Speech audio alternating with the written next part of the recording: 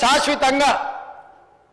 మనకు అన్యాయం జరిగే నిర్ణయాలు ఆంధ్రప్రదేశ్ తీసుకుంటే ప్రభుత్వం కొట్లాడాల్సింది పోయి ఉద్దండులైన న్యాయ కోవిదులను పెట్టి అడ్డుకోవాల్సింది పోయి వదిలేస్తే ఒక సామాన్యమైన పాలమూరు రైతు నేషనల్ గ్రీన్ ట్రిబ్యునల్లో కేసు వేసి స్టే తీసుకొస్తే పర్యావరణ అనుమతులు ఇవ్వని అప్పుడు పోయి వీళ్ళు విధి లేని పరిస్థితిలో ఇంప్లీడ్ అయినారు అధ్యక్ష నేను ఒక మాట గుర్తు చేయదలుచుకున్నాను అధ్యక్ష చాలా మాట్లాడిండ్రు ఉండుంటే బాగుండేది నేను అడుగుండేవాని రోజా గారి ఇంటికి వెళ్ళి రొయ్యల పులుసు తిన్నది ఎవరు అధ్యక్ష నేనా ఉత్తమ్కుమారెడ్డి గారు అధ్యక్ష రోజా గారు ఒక్కసారి రొయ్యల పులుసు పెడితేనే తిని రాయలసీమను రతనాలసీమ చేసి వస్తాను చెప్పొచ్చిన మహానుభావుడు ఆయన నిన్ను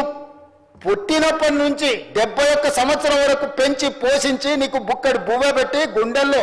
పెట్టి ఆదరించి భుజాల మీద మోసి తెలంగాణ రాష్ట్రానికి ముఖ్యమంత్రిని చేసి 2009లో కరీంనగర్ జిల్లా నుంచి వలస వచ్చి మహబూబ్నగర్కు బతకడానికి వచ్చి ఒక్క ఓటేయని మహాప్రభు అంటే నిన్ను ఎంపీగా గెలిపించి మా గుండెల్లో పెట్టుకొని చూసుకొని మేము పల్లకీలో మోసి పార్లమెంటుకు పంపిస్తే మా గుండెల మీద తంతవా ఇది నీ నీతి నీ జాతి నువ్వు వచ్చి ఇక్కడ వచ్చి మమ్మల్ని తప్పుపడతావా రొయ్యల పులుసు తిన్నందుకే అంత విశ్వాసం చూపిస్తావు ఒక్కసారి రోజమ్మ పెట్టిన రొయ్యల పులుసుకి నిన్ను మోసినందుకు 2009లో నిన్ను పల్లకీలో మోసి పార్లమెంట్లో పంపించినందుకు మా పాలమూరు జిల్లాకి ఏం చేసినావు పార్లమెంట్లో నోరు లేకపోయినా పార్లమూరులో ఊరు లేకపోయినా నిన్ను పార్లమెంటు సభ్యుడిగా మేము ఎన్నుకొని నీకు రాజకీయ భిక్ష పెడితే మా పాలమూరు ఎండబెడతావు మా కల్వకుర్తి ఎడారిగా మారుతుంది మా భీమా నెట్టంపాడు కోయిల్ సాగర్ మా నారాయణపేట కోడంగల్ లిఫ్ట్ ఇరిగేషన్ని ఎక్కడికక్కడ పడవ పెడతావా ఇదా నీ నీతి నీ జాతి అని నేను వారిని అడగదలుచుకున్నా అధ్యక్ష అందుకే అధ్యక్ష ఇవాళ జూరాల నుంచి నీళ్లు తీసుకొని ఉంటే శ్రీశైలం వెనుక జలాలను మనం తీసుకోవాలన్న కుట్ర కేవలం కాంట్రాక్టర్ల కమిషన్ల కక్కుర్తిపడి అమ్ముడు పోకపోయిన ఉంటే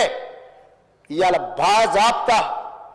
రోజుకు 5-6 టీఎంసీలు ఇక్కడ నుంచి మనం తరలించుకుంటే రాయలసీమ కాదు ఆంధ్రప్రదేశ్లో ఎవరున్నా గిలగిలలాడి మన ముందర మొకరిల్లేవాళ్ళు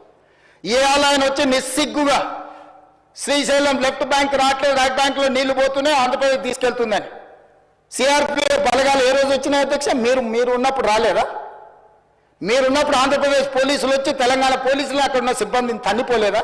మీకు అసలు పౌరుషం ఉందా మీలో చీము రక్తం ఉందా ఆంధ్రప్రదేశ్ నుంచి పోలీస్ సిబ్బంది వచ్చి తెలంగాణ సిబ్బందిని తన్నిపోతే కూడా సిగ్గు లేకుండా ఫామ్ హౌస్లో పండుకున్న మీరు ముఖ్యమంత్రి మీరు ప్రభుత్వం ఉన్నప్పుడు సిఆర్పిఎఫ్ బలగాలు తిష్ట వేస్తే నాగార్జున సాగర్ ప్రాజెక్టు మీద మన్ను తిన్న పాముల్లాక ఉన్న మీరు ఈరోజు మమ్మల్ని తప్పుపట్టి మీరు చేసిన పాపాలు అన్నిటిని మా నెత్తి మీద నెట్టేసి నోరు ఉంది కదా అని వాగి మమ్మల్ని తప్పుపట్టాలనుకుంటున్నారా ఇదేనా మీ 10 ఏళ్ల అనుభవం ఈ అనుభవంతోనేనా మీరు మమ్మల్ని అందరినీ ప్రజల్ని మోసం చేసినట్టు సభలో కూడా సభను తప్పుదో పట్టించాలని